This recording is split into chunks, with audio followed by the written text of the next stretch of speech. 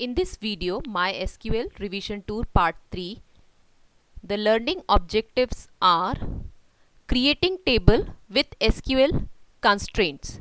We have already created table, but this time we'll see how to use constraints while creating table. Next is inserting data into another table.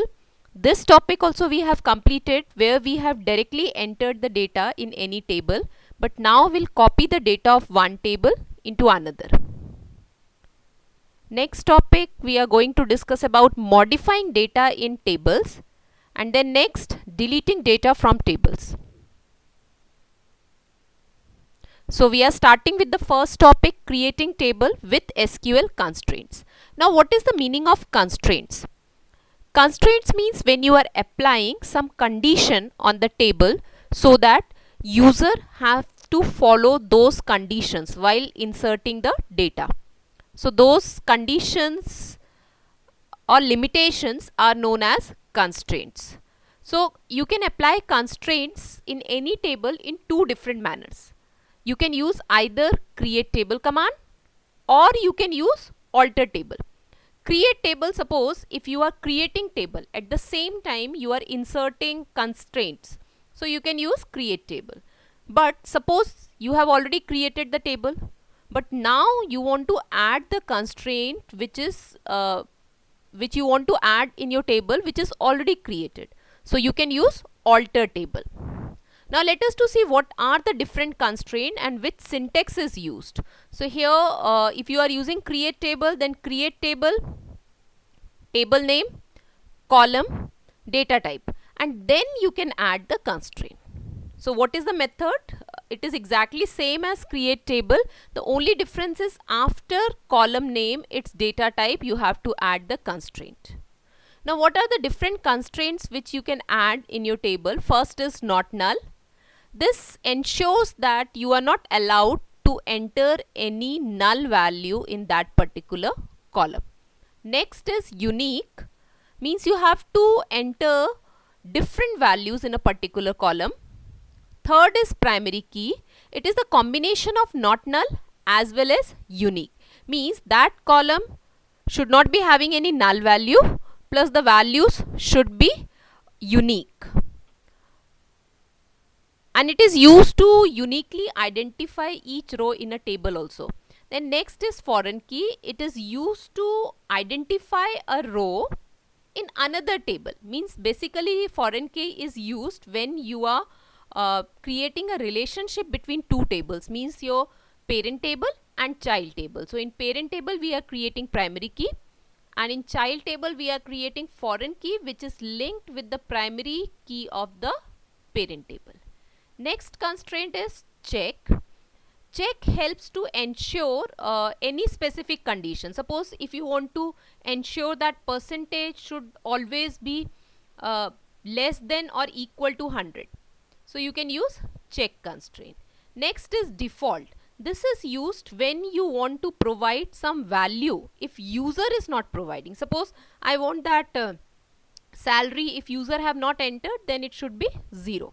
So you can specify some default value if user is not providing that value.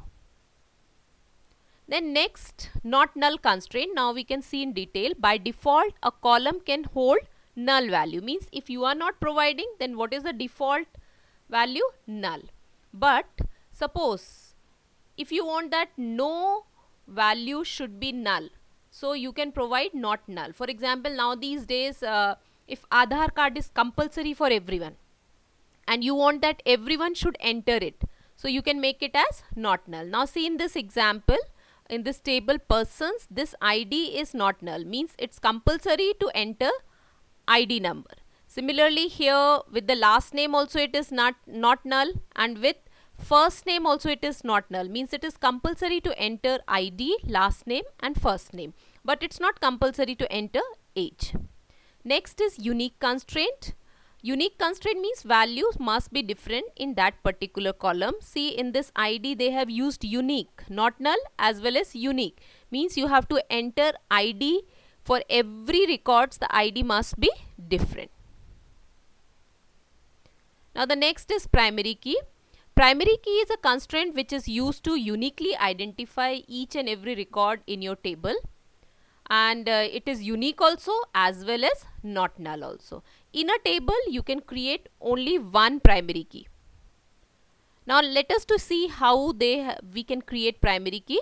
Now in this table persons, they have made ID as a primary key.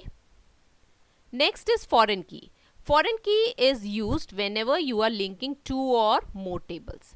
Foreign key is a field in any table which refers to the primary key in another table.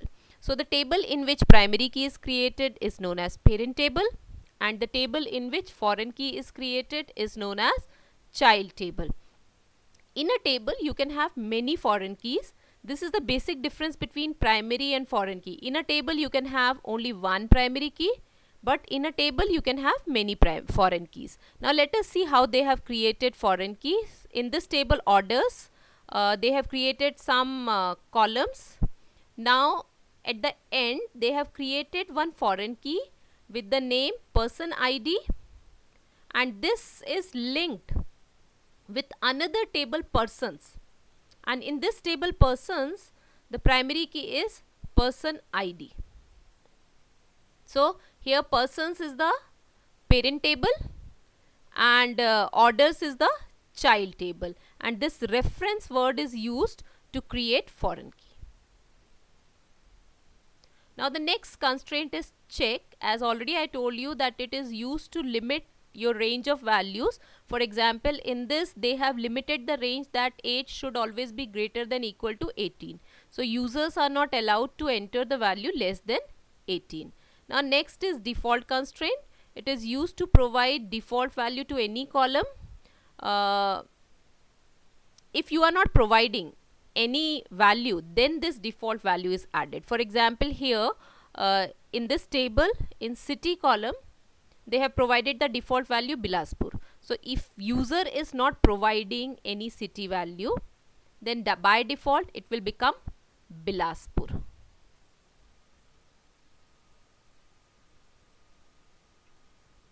Now the next topic is inserting data into another table. Means suppose your table is already created and you want to copy the records of those table in a new table. So we are using insert into with select. Now see here, this table supplier, it is already created.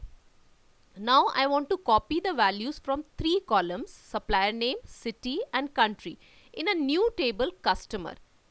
So I can use this insert into customer, customer name, city and country.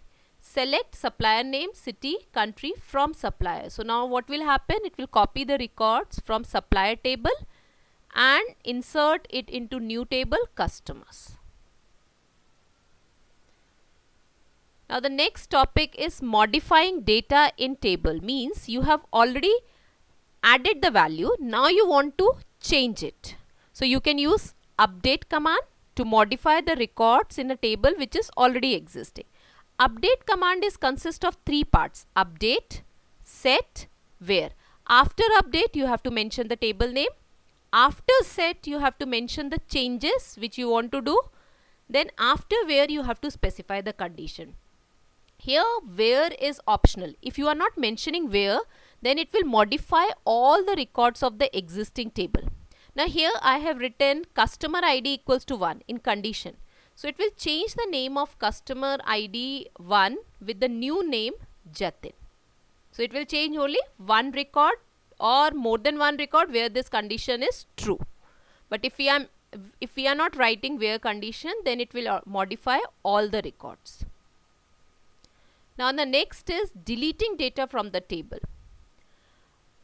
I want my table structure as it is. I want to make my table empty, or suppose I want to record some, delete some record, then I can use delete. Now here the first is delete from customer. It will delete all the records from your customer table, but the table structure will remain as it is. Now the next is delete from customer where name equals to Jatin. So it will remove only the records where the name is Jatin. Now remember, after delete no asterisk is required. After delete no asterisk symbol is required. I have already given you some assignments. You have to complete those assignment questions related to this video. You can refer these links. Thank you.